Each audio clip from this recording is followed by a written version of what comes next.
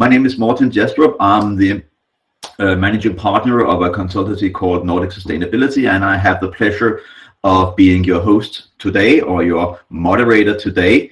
As we are running a little bit late, we're going to start off as soon as possible. I'm just going to say a few notes about the program while we're hopefully getting our co-chair, Dr. Munkaron, to the session. First, we're going to hear three speakers talking about the global and regional perspectives of the bioeconomy.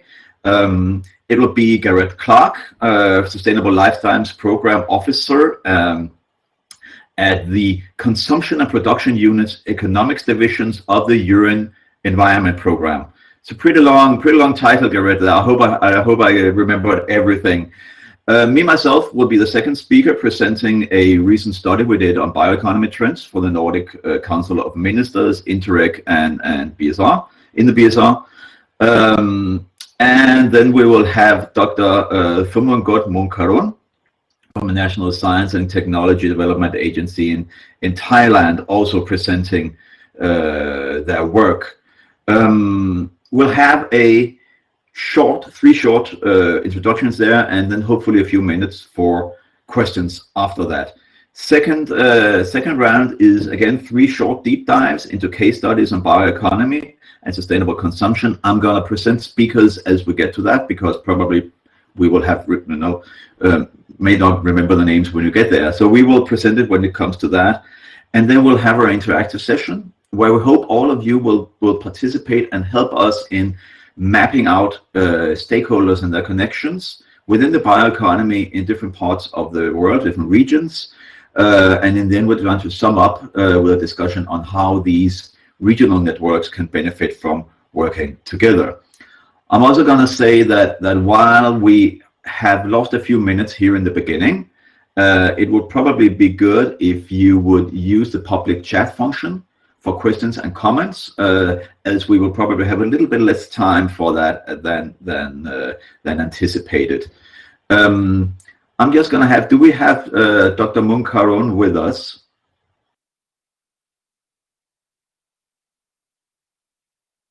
It does not seem like it. I'm sorry for that. Maybe then perhaps either way, Torvi Johannesson, the other co-chair, will give a few opening remarks. Thank you, Morten. I can do that, although it seems like my co-chair is with an open mic. But anyway, you're there. Then, Gareth, the word is yours. All right. Well, thank you. If I could have my PowerPoint, that would be great. Thank you so much, Morten. I think we're all really living the challenges we have in our daily lives about how to handle a variety of challenges. It's a real pleasure to be here. As many of you may know, UNEP is a long-term actor in promoting SCP and strongly holds that addressing unsustainable consumption and production will address our three underlying planetary crises of climate change, pollution, biodiversity disruption and loss. But again, COVID-19 is an additional challenge that is affecting how all of us are living. Our daily decisions that we make as individuals, as well as a society and all the systems that support that, the way we move, eat, live, and enjoy our free time are going to determine our future. And for an increasing number of people, it's even more of a challenge to meet our daily needs. So in looking at how to offer some global perspectives on this and looking at the other presentations that are going to be made, I thought it would be interesting, and UNEP thinks it's interesting, to look at the way in which a people lens, sustainable lifestyles, can be applied to policymaking as a critical way to move forward in sustainability. So again, just to review our current challenges, we know that technology change alone is not enough to reach our 1.5 challenge. We have our three areas of policy issues of voluntary approaches, command and control, as well as market-based measures. But we know that the real key issue is behavior change under all three of those. So even though we can recognize the great work that's being done on value chains, their complexity, and addressing lack of data, and we understand that digital transformation offers a huge potential and its challenges as well, and when the new tools like life cycle assessment can help us figure out how best to make really impactful changes, we need to look at the role of consumers and behavior change in order to address the challenges in front of us. And in looking at consumers, we need to recognize that they include governments and business, where because of their place in the value and supply chains up front, can take more impactful changes for sustainable consumption. We need to recognize that individuals as such don't think about environment. They don't wake up and think about how resource flows affect them, whether they can reduce energy or water. What we realize is that people wake up and figure out the decisions that they have to make their lives, and we need to recognize that lens, the people lens, in order to better align our policy for more sustainable consumption and production. So just to revisit quickly what we know about people and sustainability. We know that in general, there is no one sustainable lifestyle, that the way in which we live is embedded in social norms and our physical environment. We know that income is not necessarily aligned with satisfaction or happiness after a basic level.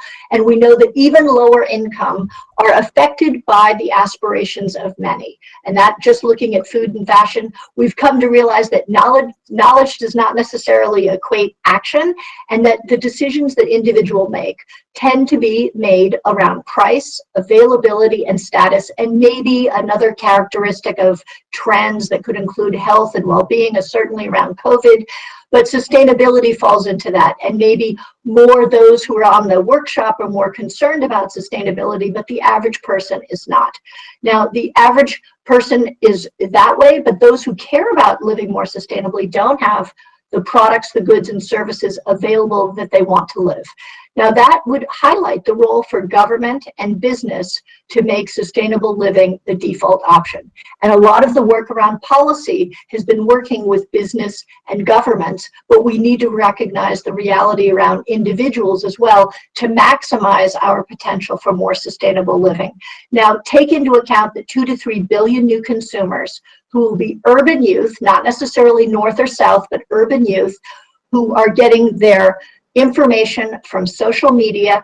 They're setting today's consumption patterns as well as will be tomorrow's leaders. That is a critical point to take into account when looking at policy, because we need to retrofit how we're doing policy to recognize that reality as well. So again, we're all familiar with the importance of the different policy buckets that we have: soft policies, command and control, market-based approaches. How can we better align social norms, the reality of sustainable living and lifestyles, to these buckets of policy options? UNEP has done work around taking the science, the evidence around how we make our decisions for our living, and has put them into 5 domains: food, stuff, money, and fun. And even though these terms may seem accessible or friendly, the evidence behind them is solid. It's showing the priority actions we need to take. And again, it's part of the bridge that we make from how we can align policy better to the way in which people are motivated and understand their living. So in looking at consumer information as an example for how we can see where we could align sustainable living messages, we're all familiar with information tools that can cover soft policy as well as command and control, as well as regulatory issues.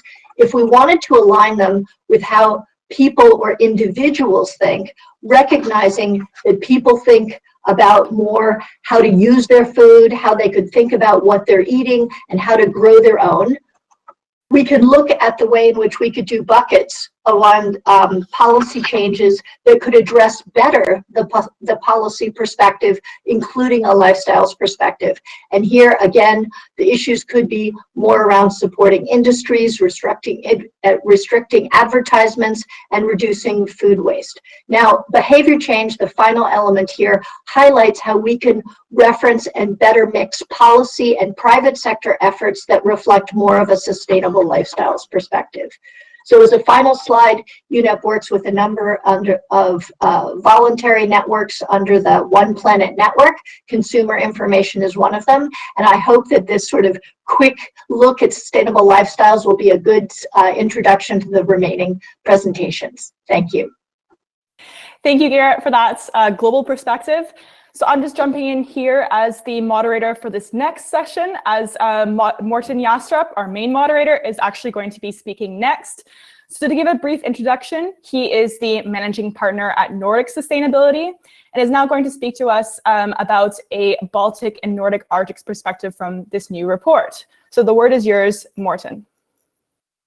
Thank you very much, Michelle. And Michelle is way too humble to introduce herself. Michelle is one of our very good consultants and the main organizer for all of our speakers here on this session.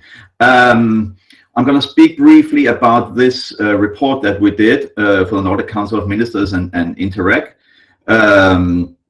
on trends in the sustainable bioeconomy. It's part of a series of works that Nordic Council of Ministers have done on bioeconomy, to try and highlight what the perspectives and opportunities are within there, of course, with a special focus on the Nordic region and the areas just around that.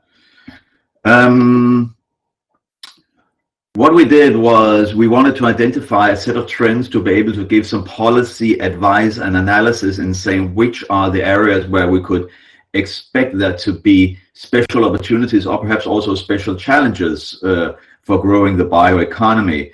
What we did was we did a series of interviews, a literature review, a number of stakeholder seminars without the region that we were covering, which was actually all the way from Northwest Russia to Greenland. So it was an extended Nordic region, if you will. And based on that, we defined 5 bioeconomy trends and 5 macro trends that influence the bioeconomy, but it's not necessarily part of the bioeconomy themselves.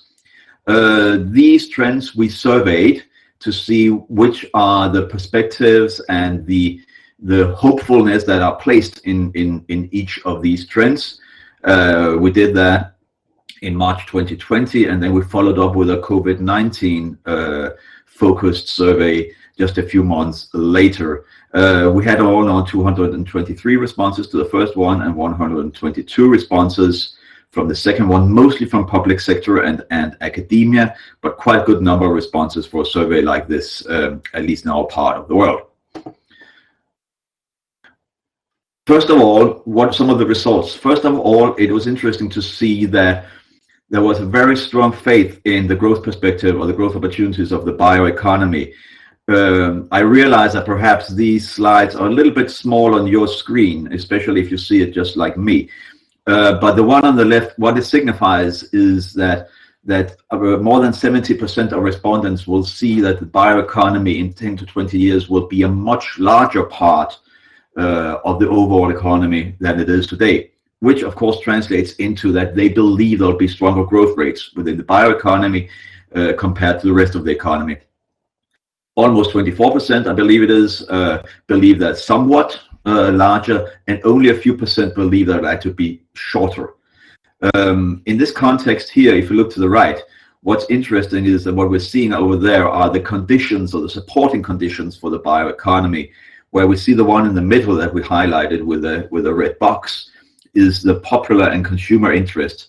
And for those of you who don't have 2020 vision, like I don't, what's good to know is that everything in the blue is good, dark blue is really good, blue is just good. But we're also basically seeing that consumer interest is a strong driver, the next to strongest driver that is identified in the study. So there seems to be a strong faith in the bioeconomy and a strong faith in consumers as one of the key drivers towards growing that.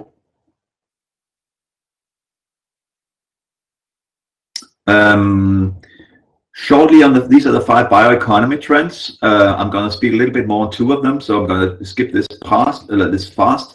But we did have the closing material loops in industry, which is very industrial focused. Biofuels, local branding, which is more about how you place and product place your product. Seaweed and algae, and then alternative protein sources. Switching to the macro trends, these are perhaps more familiar to you because it's some of the things that we talk about a lot in many different settings. Digitalization, green investments. Investors are increasingly, especially the larger investors, increasingly looking for investments that has a sustainable or green element into it. The politic part, the Green New Deals, we have called them here, electrification and urbanization are the trends we looked into.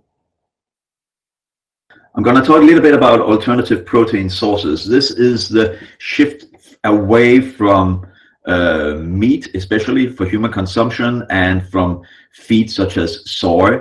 It is, I think, one of the trends that have been mostly associated with consumer interest. And what we see is that it gets a pretty good score, what you see to the right, especially when we talk about the environmental impact. I'm going to skip a little bit fast here.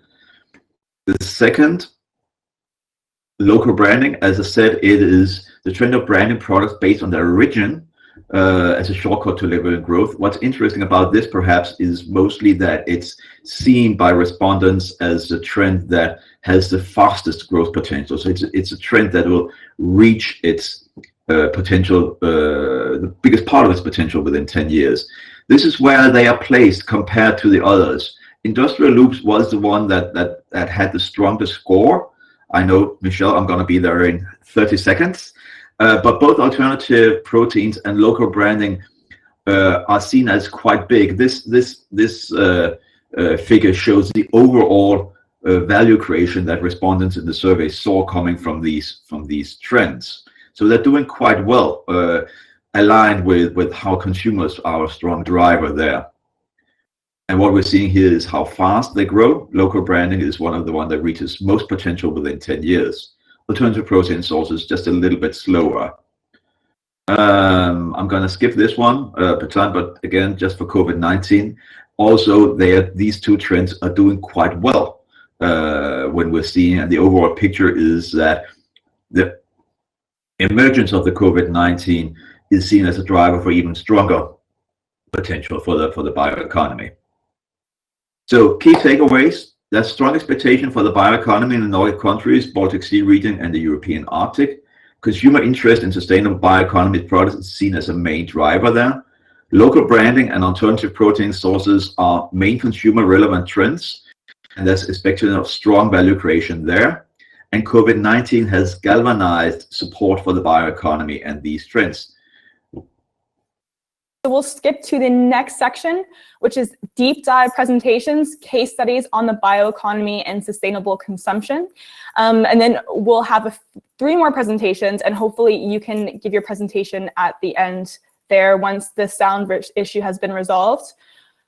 So in this next section, Morten Jastrup will be moderating, but I will first give the floor to Morten.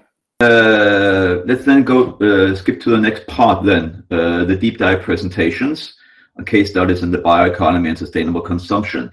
I believe, again, in the interest of time, we will have a Q&A session, but let's merge the Q&A sessions for all of the presentations in the end there. And again, please use the public chat if you want to raise questions. Michelle will be monitoring that. So if you have questions, please post them there. First up, I'm going to introduce Dr. Thomas Kohler, who's a program manager at the RWTH in Aachen, who will talk on an international perspective on the future of the textile bioeconomy. Thomas, I see that your presentation is up now and you're also getting online. That's good. Okay, perfect. And I hope you can hear me fine. I hear you perfectly. Okay, third headset works apparently. Yeah, thank you from my side as well. I'm trying to speed it up a bit and give you a brief insight on the textile world and what bioeconomy means to the textile world as well. So I don't think we need to talk about the issue a lot. We are all making, I hope so, fact-based decisions, so we don't need to debate whether climate change is real and that we have quite a few problems on the planet to solve. And therefore, I would like to tell you a bit about why we need to talk about textiles. Textiles are globally produced. They shipped across the world.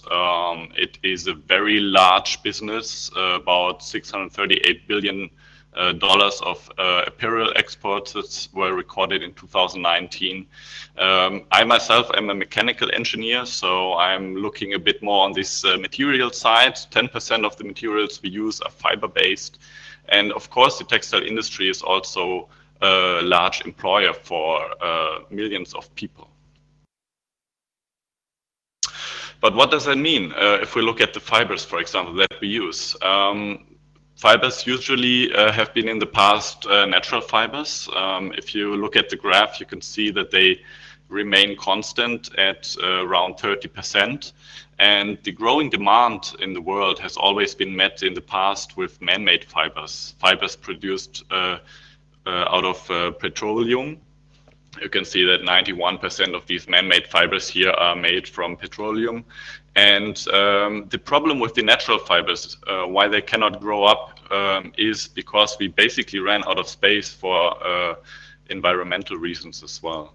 So we need to think about solutions here and how to get this part more sustainable as well, and also, of course, work on the sustainability of the bottom part.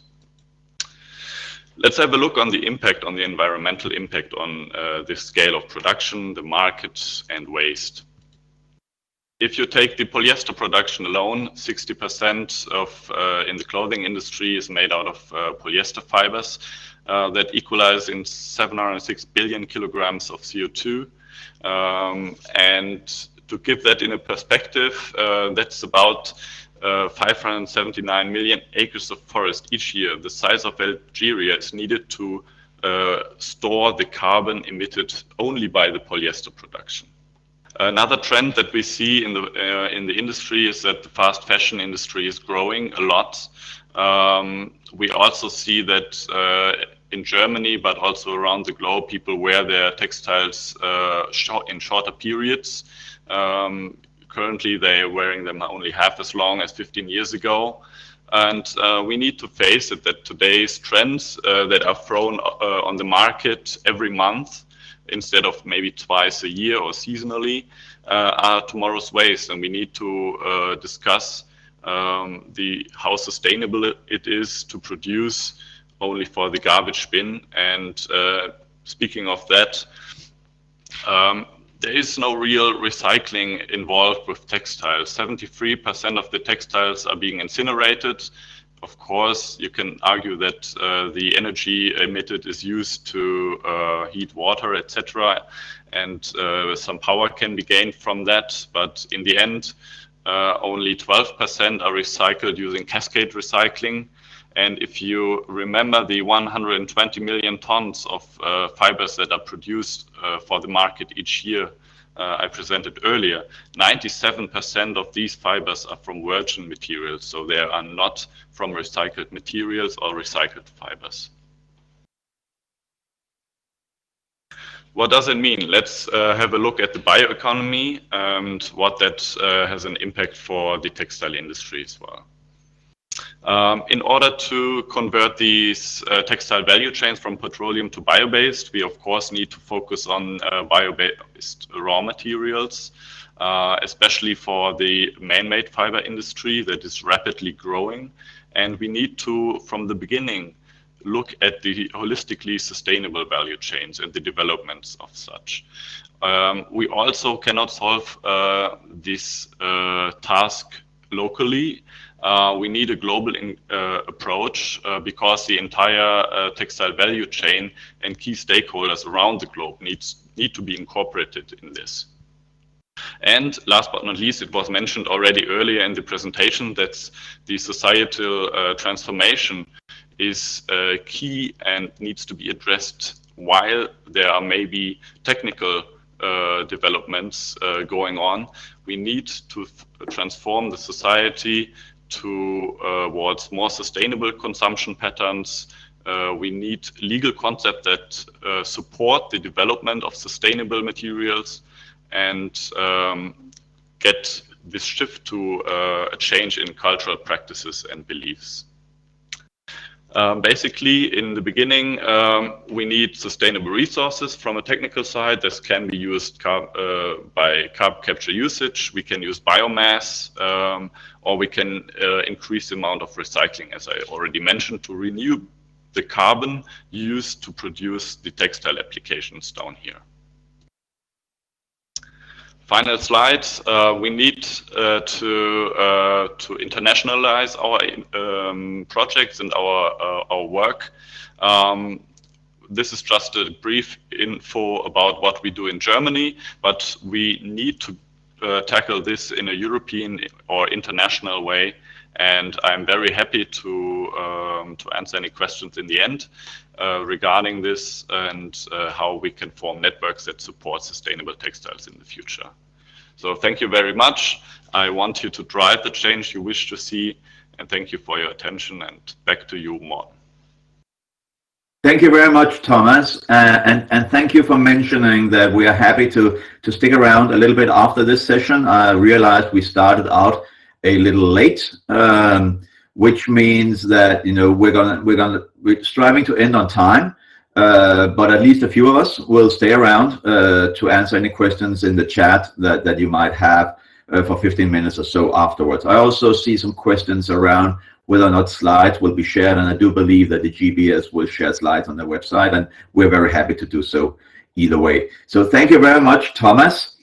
Next speaker up is Marie Persson, Project Manager with Nordic Council of Ministers, and she'll be speaking about sustainable food systems and how culture shifts became the driving force for a more sustainable food consumption. So very strong focus on the consumer here. Marie, the floor is yours. Thank you so much. And I also know that we are a bit behind schedule, so I'll just jump right in. We caught up a little bit, so we're not that much behind schedule. Okay, that's good. No, so this presentation will be focused on sustainable food systems and drawing on some of the lessons from 3 years of work with the Nordic Food Policy Lab. And I will focus on the way that we can align food consumption patterns with sustainability targets by working with new food policy tools that focus a lot on food culture and gastronomy. And this is a way of creating a deeper change. We heard in the first presentation of the session how important it is to work with also social values to get to more sustainable consumption patterns. And this is really a way that we've seen in the Nordic region that you can get citizens on board. And I'd like to start off with this quote. If I can just go to the next slide here. That if it's not tasty, it is not a solution. And this, I think, really gets to the heart of the conundrum that sometimes surrounds food policy, that we're not really taking people's preferences and the power of delicious meals seriously. We think that other qualities, that if the food is healthier, if it's more sustainable, that is automatically going to change how people consume. But if we're honest and looking at the global level, this hasn't really happened. It's worked maybe for a smaller proportion of the population. So we really need to be taking a bit of a different approach, convincing both the hearts and the minds of people. And the focus on how we can democratize good food so that it becomes available to all by working with food culture and in alliances with the gastronomy sector has really helped change the conversation in the Nordics. And just to understand how that happens, I think we have to go back about 16 years or so. And this is when the Nordic Food Manifesto was written in 2004 by a group of chefs from across the Nordic countries. And it was really a 10-point plan for reimagining the Nordic food culture. And it led to the creation of what we called the New Nordic Food Movement that was also given funding by the Nordic Council of Ministers and that managed to spread this new food culture around the Nordic region. And the challenge that was identified was that there wasn't really a strong sense of a common food culture or identity in the region. And we started seeing really deteriorating food consumption patterns and traditions towards more and more unhealthy and unsustainable foods. And so it became obvious that this was not only a ticking public health bomb that really engaged the politicians, but it was also very much seen as a missed economic opportunity in the eyes of the gastronomy sector, who saw that the region was not really fully able to utilize its unique agricultural resources. So what happened was that there was a recognition both at the policy level and in the gastronomy community around this common vision that was needed. So it was a focus on these 10 principles in the Nordic Food Manifesto that were bound by 3 virtues of purity, simplicity, and freshness. And this kind of kept the whole movement together and created a lot of momentum. A lot of trust was placed in chefs as the kind of drivers of this whole movement. And a lot of funding was also put into that work by the chefs and by working with their creativity. And the result was really a lot of radical food innovation and a broad and powerful movement that gained political and public support, as well as buy-in. And it's a quite innovative way of doing policy, seeing that going from this view of having consumers as a passive agent and really looking at consumers as co-creators of this movement, as active citizens. And we've seen a lot of innovation in the sector. We have seen new products coming to the market, and a lot of experimentation has happened in these last 15 years. And a focus has been really placed also on alternative protein crops like beans and lupins and new oat-based products, for example. And the movement really helped create a buzz, you could say. So there was a lot of inspiration from chefs that kind of got into home kitchens, public institutions, and it became kind of a reinforcing loop here. So inspired consumers that also created new demands, which helped open new markets. And interestingly, this innovation also comes in handy now that there's a lot of growing environmental awareness about sustainability. Just last week, actually, one of Denmark's largest dairies, Tise, made a pledge that they will go soy-free in 2023, moving from imported soy as a feedstuff to Danish-produced lupins, peas, beans, and grass protein, which is quite an interesting development as well. And this, of course, also links to what was mentioned in the beginning at this about this Nordic Bioeconomy report and the 5 drivers about local branding. How can you get an interest in seaweed and algae and alternative protein sources? And this is just to show a bit what the changes have been in the Nordic region. And as we can see, it's of course the result of a multitude of different policy initiatives and broader societal changes. But all in all, there seems to have been something that has worked and a lot of good things working in tandem. And just very quickly to say that I think that it's important now that when we sort of talk about systems change, that we find these new entry points to work with policy as we are transitioning from one sort of way of working and a business as usual approach to another. And so the Nordic food movement really helped create this deep-rooted change at the level of social values and norms, which I think is something that can perhaps inspire others. So I think a focus simultaneously on strong food policy that sort of can target industry at the same time as you're focusing on these more cultural side of things, the social values and norms, I think is really important. And I think it's important to also think about the role of food policy in the transition period. How agile can food policy be in supporting new consumer demand, for example? And just very quickly, I know that I'm running out of time, but just to point to the flagship report of the Nordic Food Policy Lab that highlights some of these policy examples in more detail. Thanks so much. Thank you very much, Marie. Thank you very much. Very interesting presentation there. I'm also going to say that some interesting discussions are going on the side in the public chat. So please check that out, all of you. If you have questions, it's also possible to get them answered there and post them there. Sorry. Great. Thank you, Morten. So here we have the Q&A with our panel here. Please feel free, as Morten said, to write any questions that you may have in the chat. We already have one question for Thomas that was already replied to, which was great. And so we can have that conversation there as well. But I do have another question for Thomas. And that was, Thomas, the question is, what actions need to be taken to further increase the sustainability of the textile industry? Do you have a brief response you can offer for that? Yeah, I hope you can hear me. Okay, perfect. There are many steps that need to be taken, but I think the most important one is that we are open and transparent with the things that we develop, and that we include the stakeholders, the policymakers, the consumers, already in very early stages of technical developments as well.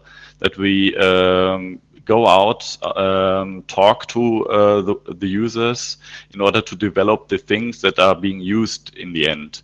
Another thing that always has to be kept in mind, that we have in the textile industry a highly focused and specialized industry, and most developments need to fit to current systems. And in order to change something, we need an open mind to also radical change inside the industry sector as well. Thank you, Thomas. What I'm hearing again and again is this need to talk to users. That was something that also I noticed in Marie's presentation, and the need to actually get those food innovations that are tasty and that people truly enjoy and will want to use. So again, looking at the chat, so please do continue to ask any questions if you have any, but otherwise I'll also pass the floor to Marie. And so Marie, I have a question for you here. And I'd like to know some more about the Nordic approach that you described was successfully able to reach social values and norms, which is quite challenging to do. Can you describe a bit more about how this approach was successful to do that? Yeah, I can try at least. I think that one of the really key things here was that there was a support from the policy level to a more kind of grassroots initiative, that there were leaders in civil society and among chefs, not the least, to really take the leading role and be the kind of people the front runners of the movement in a sense, and that really engaged a lot of people. It got, as I mentioned, also a lot of public visibility that then helped spread this movement, so that it didn't just stay in the restaurant and in the kind of very fancy areas of gastronomy, but it also actually trickled in, if you can say like that, into how we were working in public institutions with public meals. And there's now a very strong sense also in the public institutions of how you can utilize regional produce. How do you work against food waste by using old traditional techniques, for example? And so this really created a broad movement that really got public support and support from citizens. So it was both that you were working with these front runners and chefs who could communicate the message, and that it also got policy support. That was very important. That's really interesting. Thank you, Marie. And how that grassroots support has really been the key to driving this forward is quite insightful. And so I see a question here in the chat that we have to Thomas. You might have already seen this question, but Herman Fisher has asked, where does the energy come from that takes the extremely low energy molecule CO2 to the high energy fiber? And this is quite a specific question. Do you have an answer for this one, Thomas? Yes, well, in the ideal world, of course, we use the energy from renewable sources such as wind, solar, or hydropower. I do know that that's a long way, and because it's a long way, we need to start working on this as well. My focus is on the textile side, but I'm pretty happy to know people working on the sustainable energy side, and I think that's a very important issue also because we live in an increasingly digital world, and as we can see now, and we need to be able to produce this energy for the digitalization of our society, because the digitalization also can again help reduce the carbon footprint of our technologies and processes. Thank you, Thomas, for answering that question. And next, I'm going to pass the word on to our moderator, Morten, who's going to continue with the rest of the session and hopefully get some more speakers in for the rest. Morten, are you there now? There you are. I am here. And thank you, Michelle, and thank you for good questions and good comments. My role here will be very short, as I'm passing, the responsibility of moderating to Marco, Thomas, and Christoph from RWTH Aachen. We will be starting the group work now in 3 breakout rooms. I don't know which 3 of you gentlemen will introduce it. Marco, I think you're up. Yes, I'm on. Thank you, Morten. Morning. Yeah, we have a little group work planned, and I'm really glad we streamlined it a bit last week, because we have a lot of attendance. So we'll have 3 breakout rooms prepared. One for our colleagues from Asia, one for the Nordic or Northern Europe side in room 2. Asia is in room 1. And for other world regions or an international perspective, we have room 3. You will not see the names Asia, Nordic, and other world regions on the breakout rooms, just the number. So make sure to get it to the right number, and then hopefully we will see you in the breakout room. All else will be present then when you arrive there. We wait for 2 to 3 minutes, I think, and then we'll start working on some cases from your region. Thank you. Can you all see my screen now? Okay. Then I will shortly introduce you in what we like to do. Maybe we can just discuss one case from your region, because we are a bit short on time now. What we like to do is that we hear a case from your region, and then try to identify the main stakeholders and success factors for this case. And we had the idea to do 2 cases, maybe 3, for half an hour, but now I think it's probably just it's just possible to discuss one case. So maybe one of you can come forward and tell us a bit about a really successful case for developing the bioeconomy in the Asia region. I will get back to sharing my screen now. And if we don't have a case, maybe we can just start to name the most important stakeholders for developing the bioeconomy in the Asia region. That would be also quite interesting. We have a variety of categories of stakeholders that may be involved. Maybe we can talk a bit about governmental organizations in your region that are very involved in developing the bioeconomy. Anyone like to share a governmental body that is heavily involved in the bioeconomy in the Asia region? Actually, in Thailand, we have a National Science and Technology Development Agency, NSTDA. Yeah. NSTDA? DA.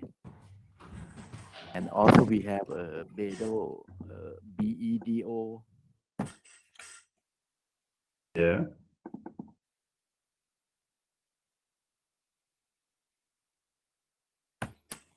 BEDO? BEDO.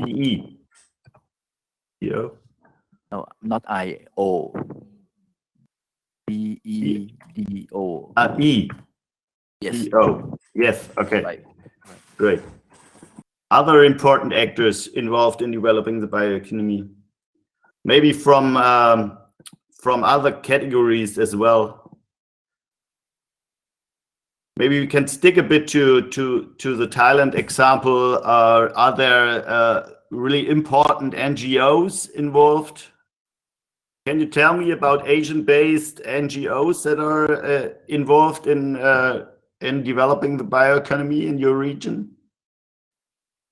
Actually, for the ASEAN level, we have ASEAN Center for Biodiversity. Asian Center for Biodiversity? Yes. ASEAN is a 10-country member. Ah, okay. Yeah, great.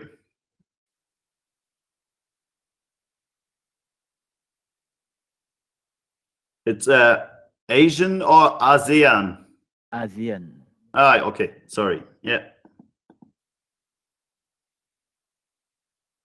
I think for the case, I saw that Dr. Watabe, they should present, the case study of Japan.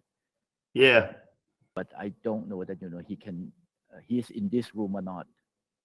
He is in the room. Mr. Watanabe, did you like to develop your case here some? Well, I not sure that's a very successful case, and these are quite local cases, like the local community residents and so on. So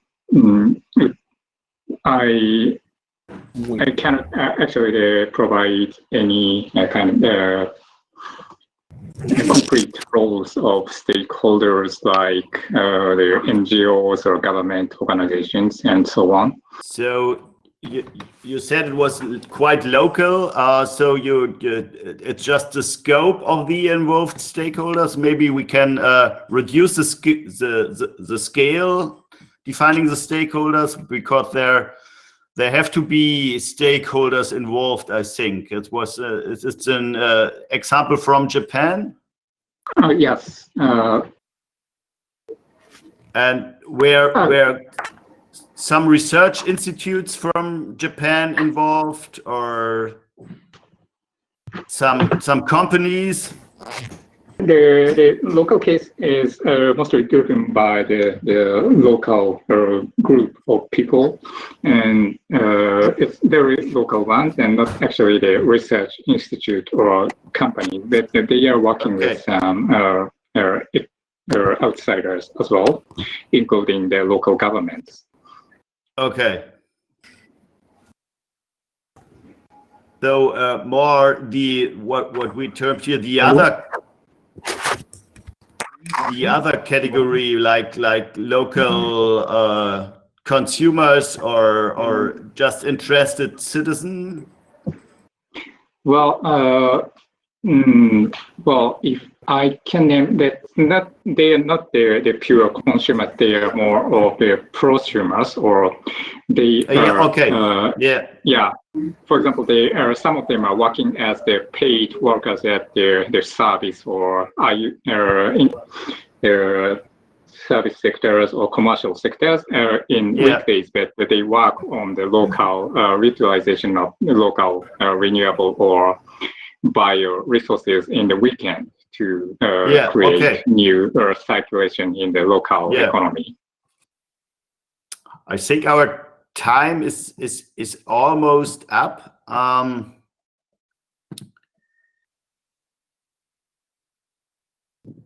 Mr. Watanabe, maybe you can talk a bit more about the role of the prosumers and maybe some other, where they joined by some the politics of the community or governmental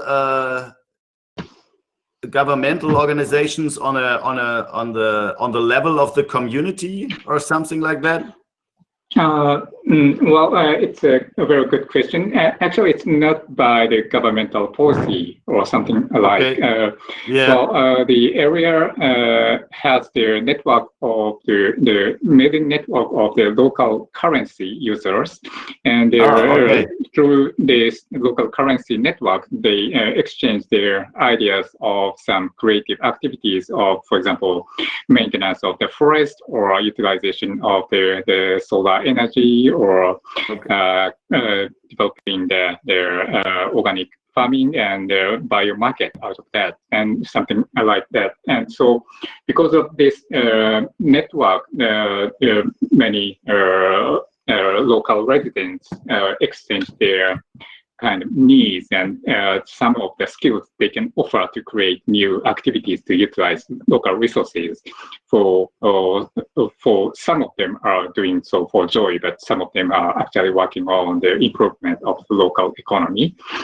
And after several years, the local governments joined this ring because they are now aware of the great possibility of such grassroots initiatives for improving the local areas, economy, and society as well. So in short, they are more of a spontaneous movement. Okay, yeah. So what you described this network as some form of association between different of the prosumers working on that? Well, so at the core, they have the network of the transition town movement, but most of the participants are not actually the transition movement people. Many other ordinary citizens are also joining the ring. We have time for some. We have now a pretty local case in Japan, and a more Asian regional case with governmental bodies from Thailand and the Asian Center for Biodiversity, which is includes more countries from the Asia region. Can anyone name a research institution or a company from Asia that is really involved in developing the bioeconomy? No one? So I think then we just head back to the main room. Thanks for the discussion. Thanks for working with me, and see you back in the main room. Actually, I would like to add some, from the. Oh, okay. Yeah, I see we have 1 minute 40 seconds left because the breakout room is closed. So you have a short moment to add something. Yeah. Okay. Actually, I add some actor from industry in Thailand. Yeah, we have like Thai Union company, public company, which is on the seafood, and also we have Global Green Chemical, GGC. GGC? Bio-based chemical. Yeah. Several companies in Thailand. Actually, this morning in Bangkok time, they make some presentation on BCG, Bio, Circular, and Green Economy in Thailand. Okay. Some slide will be available, for the GBS 2020. Oh, great. Can you name the first one again, please? Because then I can put it in. Thai Union, THAI. Hello, Marco. A few reflections from your workshop, please. Yeah, I think I can't share my screen, but I can give a few reflections. We had also a few technical difficulties while joining the breakout room, so we actually have just a little time. We had one case where we discussed the situation in Thailand, where we identified some major players on the governmental as well as the industry sector that I will make a network out of this later and load it up in the section where the slides can be loaded up and so on. And we also discussed the case of Atsushi Watabe that couldn't speak in the main plenum, but talked to us a bit about his case, which was concerned on a more local level with people who engaged in their free time. So it was pretty local, their engagement, but they also, the interesting part was that they tapped into a network from the transition town movement to get to know each other better and to get more out of their work on sustainable consumption in their area. So that was pretty interesting too. And I think I now can share to Thomas. Thank you, Marco. Yeah, we basically also had a bit of trouble in the beginning, but I think we managed to work quite well. We very much discussed two different perspectives. One was more European focused work on biorefineries and their role in order to be able to provide bio-based sources for example, as lignin and cellulose-based raw materials for fiber spinning. The other case was from Africa, with two different ones actually, from Uganda. One was based on a policy, bioeconomy policy focused on agriculture that was presented, and the other one was an idea that focused on the use of agricultural waste, for example, from banana plantations, that can be also used in order to feed raw material production for fiber development, for example, and for the textile sector. And what came quite clear in all of these cases is that it is important that industry and research, which usually work already quite well together in projects, for example, need the other stakeholders, local communities, as well as government and political parties already very early in their development stages to support and also create a regulatory framework in which sustainable developments can be fostered and nourished.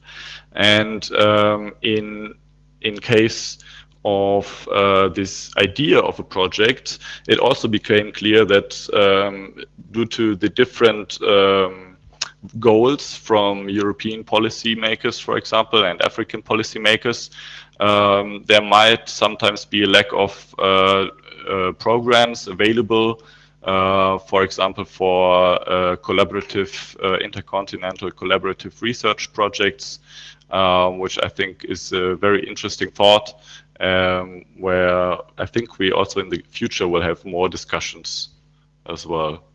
And I think I can give back to Christoph. So in our group, we discussed in detail the case of Marie, New Nordic Food, and how storytelling was a key success factor on the success. Yes, you can hear me. And the stakeholders involved were actually quite interesting, because the whole process or initiative started out with a group of chefs that formulated like this values and manifesto, and it got through to the Nordic Council of Ministers and policymakers, who just funded the approach, but did not get involved like too much in like the in detail or the contents. So what we have here is a case where we have trust from grassroots initiative that set out a storyline that could appeal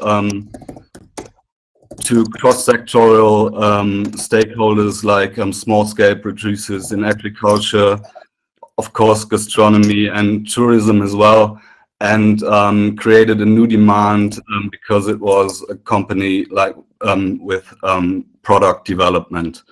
And in the end, it was the simple storytelling that appealed like to a variety of stakeholders that made it a success. So yeah, I think that's from my side. Thank you.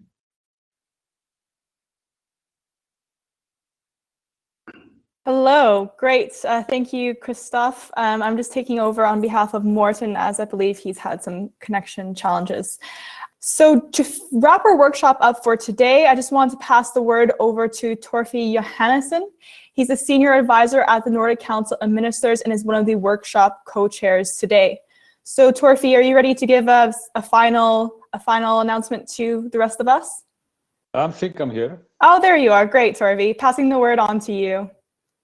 Thank you, Michelle. When we set out to plan this workshop, we had, I think, two major main aims. One was to inspire participants about new solutions for a more sustainable consumption, and the other one was to build networks across the globe, simply. And I hope we managed this. And I think what has come very clear through the workshop is that we are basically working on the intersection between very different fields of personal preferences, technology, and of course public policy. And it's a very special type of public policy because it's about how we influence culture. We need to make a cultural shift to reach a more sustainable consumption all around the globe. And this means, of course, that local context is everything. But while we work locally, we can absolutely draw valuable lessons from each other. We don't have to invent all the solutions ourselves. We just have to implement them. And this is where the networking comes in. And this is why sessions like these are so important. And I really hope you will reach out to speakers and participants after the workshop, and of course over the next days in the Global Bioeconomy Summit. We did have some technical difficulties. This is the first workshop in this week of Global Bioeconomy Summit. But let's face it, we also have technical difficulties in physical workshops. We have dysfunctional PowerPoints. We have mics that are not there. We have meeting rooms that are not optimal. So we know it all. And yes, sometimes things don't go completely as planned. At least we didn't have any flight delays this time. No one was stuck at the border. So this is something good. I would actually like to give applause to the organizers for arranging this, for managing to pull this out, because I don't think many people realize how much time has been used and efforts to organize the Global Bioeconomy Summit across all the time zones that we have, across all the different nations, across the different digital requirements and restrictions, so this has been a great feat, and more or less we managed to run this workshop as it was intended. So I would just like to say many thanks to the organizers, to the speakers, and of course to all the participants. Thank you for taking this time. Thank you for being with us. Thank you for sharing your experiences, inspiring the rest of us, each other, and help us to build a network around the globe to facilitate this big cultural shift that we need to ensure a sustainable future for all of us.